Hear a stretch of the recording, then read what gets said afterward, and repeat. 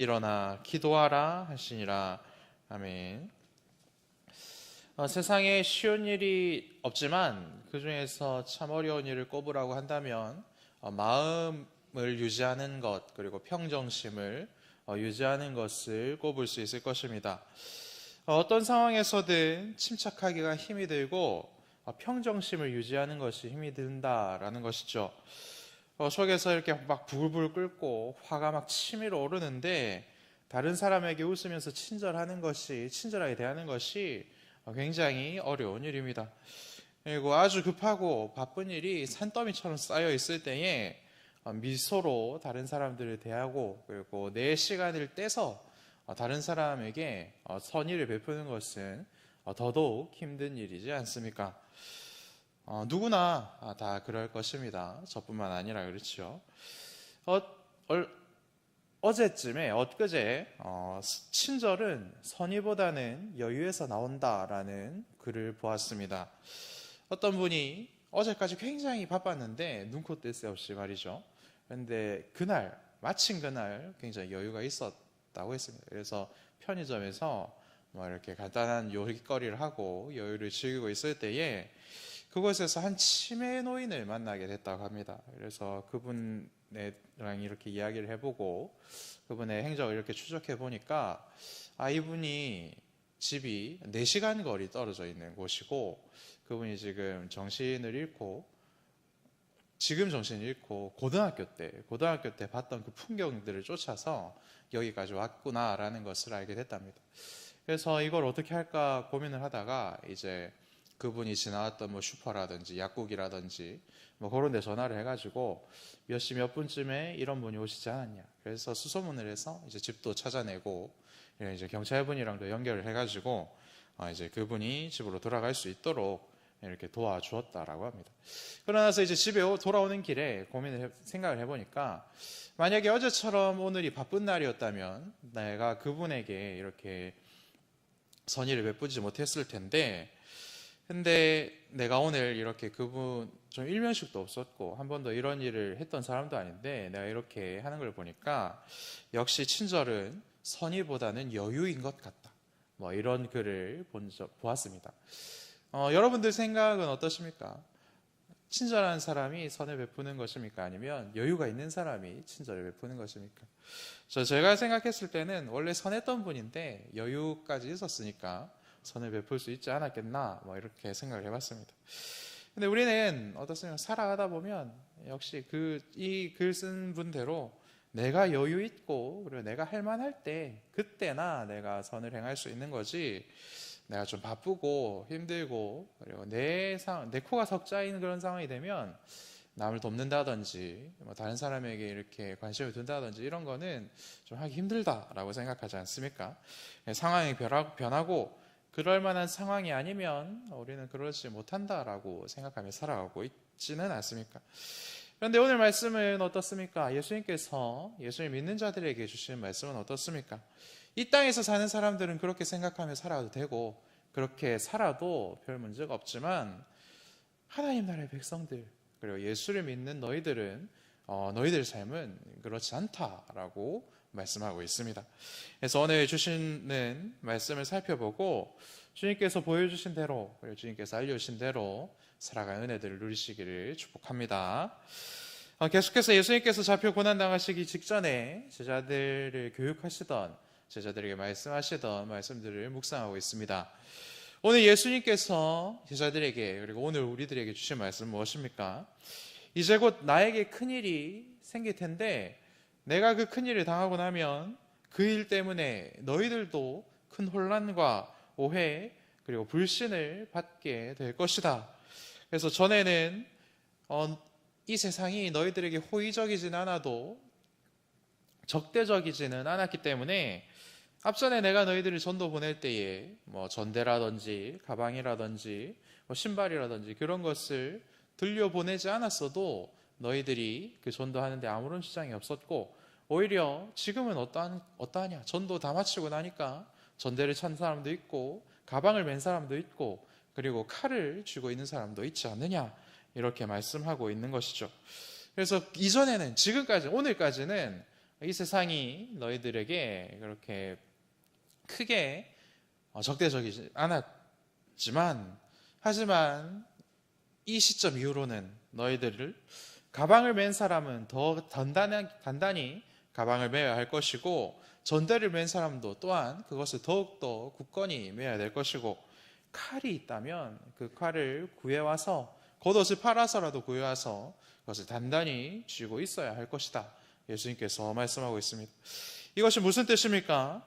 지금까지는 이 세상이 예수님을 메시아라고 생각해서 즐겁게 따르고 빈손으로 전도하고 기도하고 이적을 일으키던 제자들을 굉장히 호의적으로 도와주었던 그러한 세상 우리가 살았지만, 그래서 먹여주기도 하고 입혀주기도 하는 그러한 세상 우리가 살았지만, 이제 예수님이 모든 백성들의 죄를 짊어지고 저 십자가 위에서 죽임을 당하게 되면 범죄 집단의 우두머리가 잡혀서 죽게 되는 일이 되는 것이고, 그렇다면 필연적으로 나를 따르던 너희들, 나의 제자였던 너희들도, 너희들의 세상도 이전과는 전혀 다른 냉대와 멸시와 배척을 곧 받게 될 것이다, 예수님께서 제자들을 이렇게 당부하고 있으신 것입니다. 그렇기 때문에 너희들은 지금부터 그날을 단단히 대비해야 할 것이다, 이렇게 또한 말씀하고 있는 것이죠.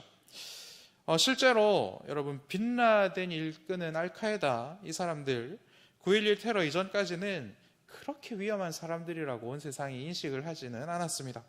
그런데 그 테러 직후에 온 세계가 빈라덴을 포함한 그 집단을 인류 역사상 최악의 테러리스트다, 이렇게 생각하고 있죠.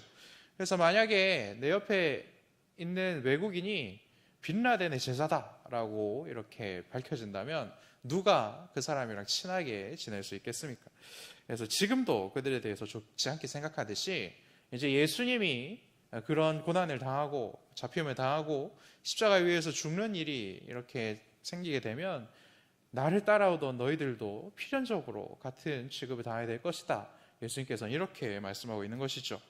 그래서 이 당시 로마와 유대 지도자들에게 예수와 그를 따르는 제자들이 아마 빈라덴을 따르는 그러한 자들처럼 여겨졌지 않겠습니까?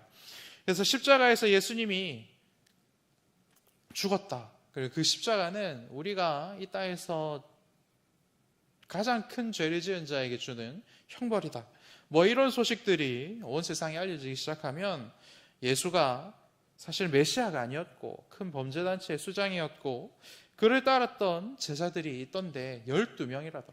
그리고 그 12명 밑에 또 제자들이 있다더라. 그리고 그 사람들의 이름은 이렇다더라.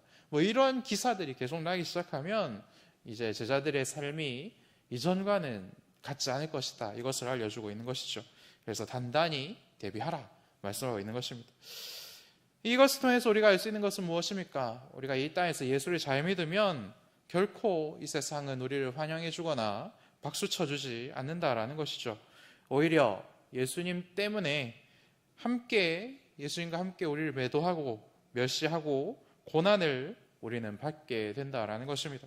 그리고 이 일은 예수를 믿는 모든 자에게 반드시 일어나는 일입니다. 그렇기 때문에 우리는 믿음 때문에 당하는 고난, 거룩하고 정직하기 때문에 당하는 배척의 때를 잘 준비해야 합니다.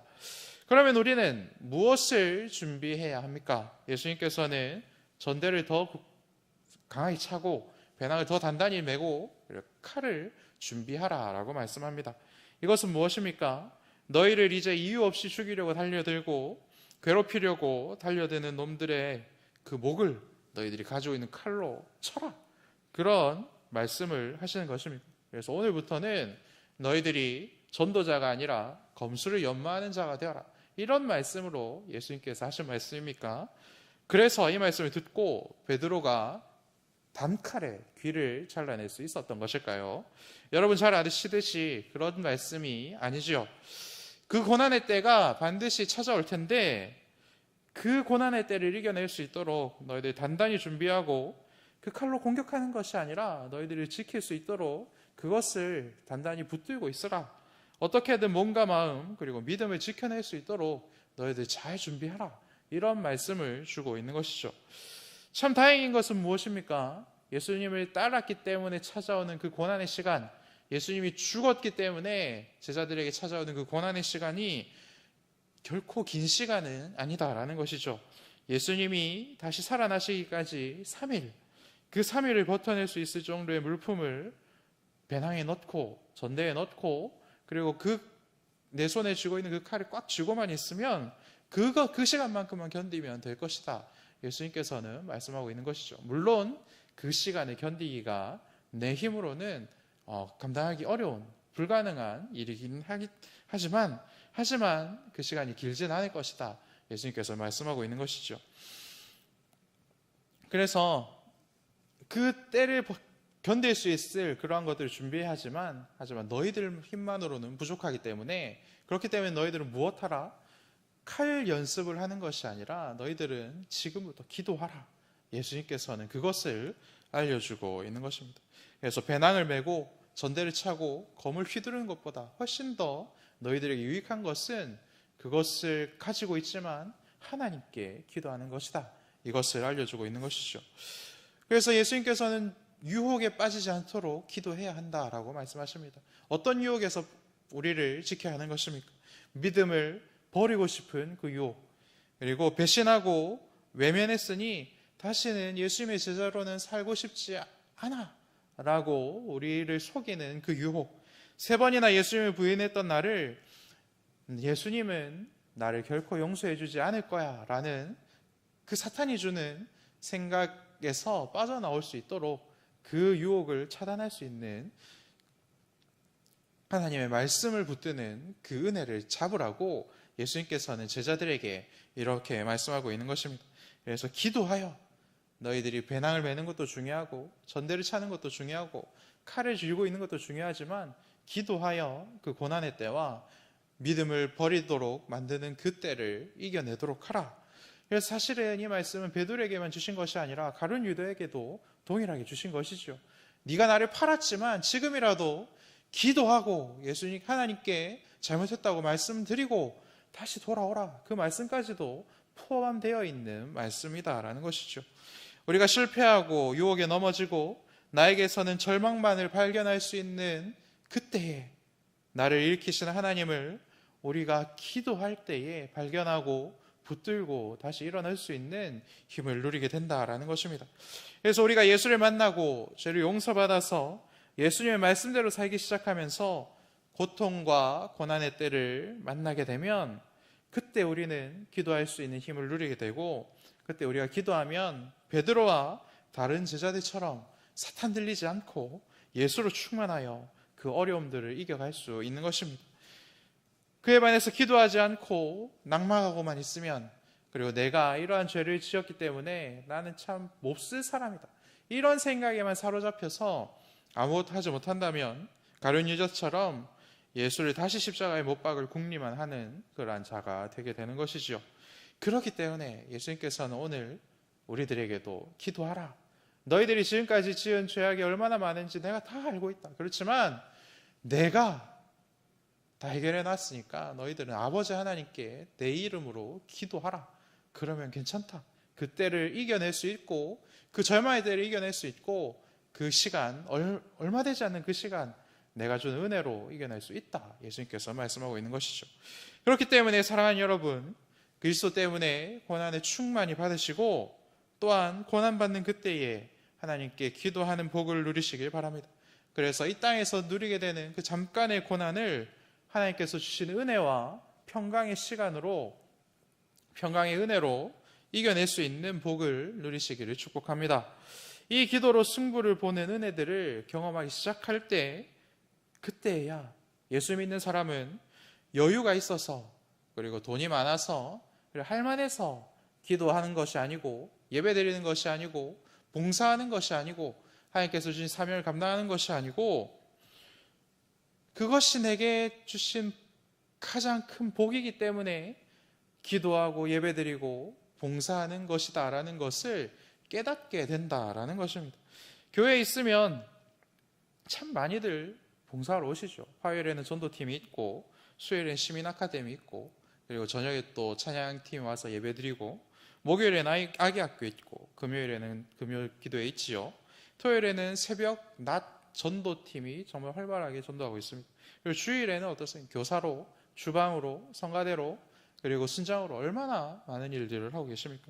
그런데 이분들이 할 만하고 여유 있고 그래서 이러한 일들을 하는 것이 아니다라는 것입니다. 하나님께 은혜를 받아보니, 하나님께 기도해보니 이 일을 해야 내가 살 수 있구나. 이 일 가운데 주시는 은혜가 있어야 내가 오늘 하루도 겨우 살아낼 수 있구나. 이것을 깨달으셨기 때문에 이러한 일들을 하신다라는 것이죠. 새벽 기도에 나오신 여러분들도 동일하지 않습니까? 내가 이 시간 기도하지 않으면 오늘 하루 살아갈 수 있는 힘을 하나님께서 받을 수 없고, 그러면 내 오늘이 무너질 수밖에 없다. 이것을 알기 때문에 오늘도 새벽을 깨우며 이곳에 나와 있지 않습니까? 사랑하는 여러분, 우리가 여유 있어서 하는 것이 아니고 그걸 할 만해서 하는 것이 아니라 정말로 바쁘지만, 그리고 정말로 정신이 없지만, 내 속엔 사랑이 없지만 하나님께서 주신 것을 받았을 때 하나님께서 내가 원하는 자리가 기도의 자리이고 예배의 자리이고 봉사와 섬김의 자리이기 때문에 그곳에 우리가 가는 줄로 믿습니다. 그리고 그 하나님의 마음으로 충만하여 하나님께서 주신 곳에, 하나님께서 원하신 곳에 있는 것이 가장 큰 복인 줄로 믿습니다. 그래서 사랑하는 여러분, 오늘 하나님께서 여러분들에게 맡겨주신 가장 중요하고 귀한 일을 넉넉히 해내실 수 있는 복을 누리시길 바랍니다. 또한 기도의 배낭을 단단히 메시고 기도라는 전대를 단단히 차시고 기도라는 검을 단단히 쥐시고 하나님께 나아가는 오늘 이 시간 되시기를 또한 축복합니다. 기도하겠습니다. 하늘에 계신 우리 아버지의 이름을 거룩하게 하시며 아버지의 나라가 오게 하시며 아버지의 뜻이 하늘에서와 같이 땅에서도 이루어지게 하소서. 오늘 우리에게 일용할 양식을 주시고 우리가 우리에게 잘못한 사람을 용서하여 준 것 같이 우리 죄를 용서하여 주시고 우리를 시험에 빠지지 않게 하시고 악에서 구하소서. 나라와 권능과 영광이 영원히 아버지의 것입니다. 아멘.